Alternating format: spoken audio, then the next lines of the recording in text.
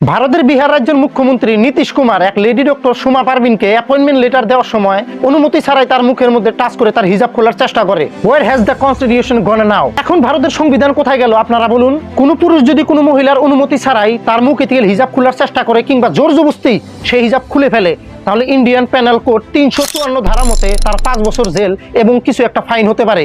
এবং ভারত সরকার ২০২৩ একটি ধারা বানিয়েছে, সেই ধারাটার নাম হলো BNS 74। ধারাতে স্পষ্ট উল্লেখ আছে যে এই কাজটি যে করবে অমূল্যযোগ্য কাজ তাকে ওয়ারেন্ট ছাড়াই অ্যারেস্ট করা যাবে। BNS 74 তাহলে ১ থেকে ৫ বছর জেল হতে পারে এবং জামিন হবে না, তার বিচার ডাইরেক্ট আদালতের কাঠ গড়াতে হবে এবং যাবজ্জীবনও জেল হতে পারে। তাহলে কেন এই বিহারের পুলিশ তাকে অ্যারেস্ট করতেছে না? ভারতের সংবিধানে স্পষ্ট IPC সেকশন ৩৫৪ এটা লেখা আছে। তাহলে কেন সেই মুখ্যমন্ত্রীকে গ্রেফতার করা হইতেছে না? কারণ ওটা হলো একটা CM, ওটা হলো একটা আমাদের দেশের মুখ্যমন্ত্রী। এই কাজটা যে করেছে একটা মহিলাকে অনুমতি ছাড়াই তার হিজাবটা খুলে দিয়েছে, স্পষ্ট উল্লেখ আছে তাকে কোনো ওয়ারেন্ট ছাড়াই অ্যারেস্ট করা যাবে, ঘাড় ধাক্কা দিয়ে তাকে লকআপে ঢুকানো যাবে। কিন্তু বিহারের পুলিশ করতেছে না। কিসের জন্য?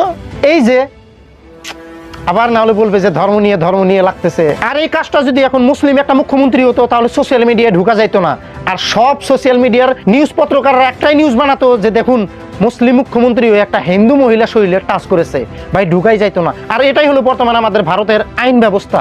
তাই বলি নীতিশ কুমার যে কাজটি করেছে তাকে ঘাড় ধাক্কা দিয়ে ঘরে তেল বের করে কলার টেনে ছেঁচড়িয়ে তাকে লকআপে ঢুকানো উচিত ছিল, কারণ ওয়ারেন্ট ছাড়াই তাকে অ্যারেস্ট করতে পারবে।